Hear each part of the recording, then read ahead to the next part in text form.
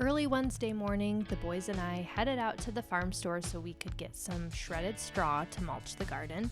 We tried to beat the heat, but it's been so hot here in Michigan, we really didn't beat it, so we worked in the heat nonetheless. The garden has to be done.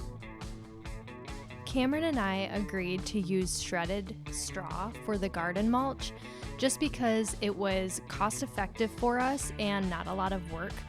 We know that there's not a lot of nutritional value in it, but we needed something really fast as all of the rain we've been getting and the sprinkler has been eroding our soil and exposing more of the plant than we'd like, so this was the best option for us. It has been so stinking hot this week, in the 90s, so all of the animals, they definitely feel that. We're giving extra water and they've been going through a lot more of it just to stay hydrated.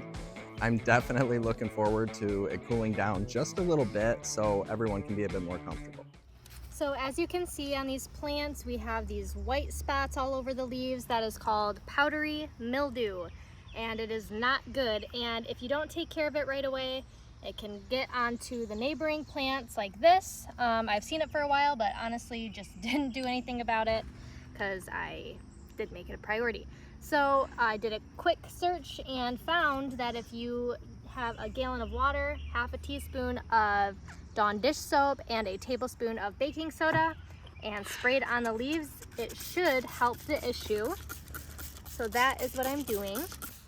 And I will probably spray it on the plants next to this as well, just in case. So hopefully this kills the mildew. The kids were total rock stars this week and got a ton of stuff done outside. Presley even decided to harvest some of the potatoes just to free up some space in his raised bed. And that was really cool to be able to see him enjoy some of the reward for all of his hard work. Bri and I both worked today. She just headed to the store to pick up some groceries for dinner. So let's go see what she's up to.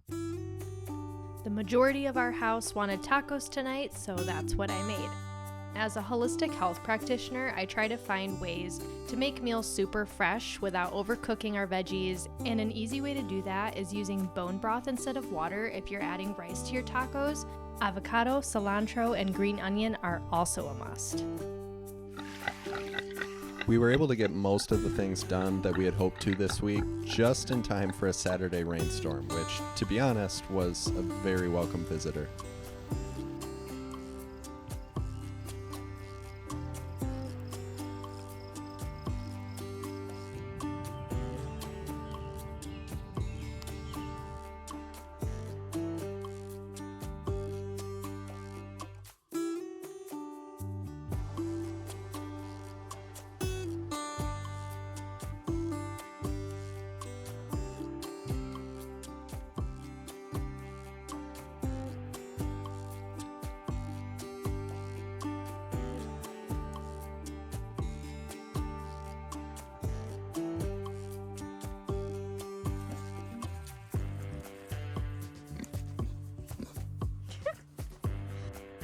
After taking a look at the progress that our pigs, Edward and Bella, had made on the raspberry patch, we decided we needed to take advantage of the cooler weather and move them to a different location.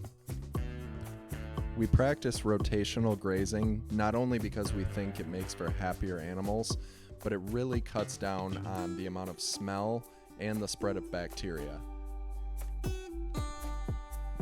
By moving them to a different spot every couple weeks, it significantly reduces the risk of disease or illness in the pigs. This is mainly because they're not having to sit on their own manure for very long.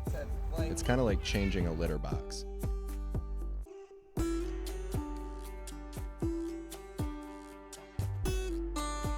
Bella's really making her way through the town here. So we've been able to keep them on one spot for about 2 weeks, we found, before they totally clear it out. These were all, as you can see right here, thick, thorny raspberry bushes. And we've gradually been moving them along this wood line to try to expand sort of our usable yard space. So we figure another 2 weeks in this spot, and that should pretty much clear out the thorn bushes as much as we wanted to.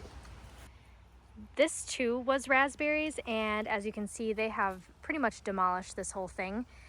In this space right here, we put the pigs first initially. This is how much it's grown back in about a month. These are all raspberries, and I was pretty hopeful that when they took down some of these bushes, there would be regrowth and more like healthy stems so we could generate more of the berries. We have the elusive Cameron going to get... When we first started doing this, I was using like a little 12-inch piece of rebar for a grounding rod.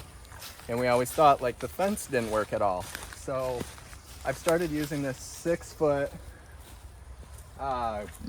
grounding rod, copper pole, I think. And I'll put it down in the ground about 3 feet.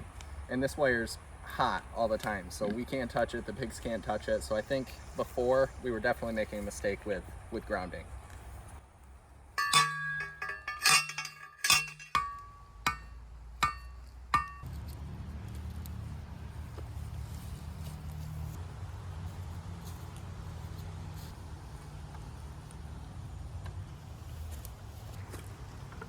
I'm going to test the voltage. So this thing is actually powered by the fence. All you have to do is stick this little grounding rod down in here, hang around the fence, and it'll tell you how many volts you're getting. So we're getting 6,000 volts. And I try to test it at the farthest point from the Energizer as well, just to make sure, even if the pigs come over here, if something's grounding it out, they'll still get poked with it.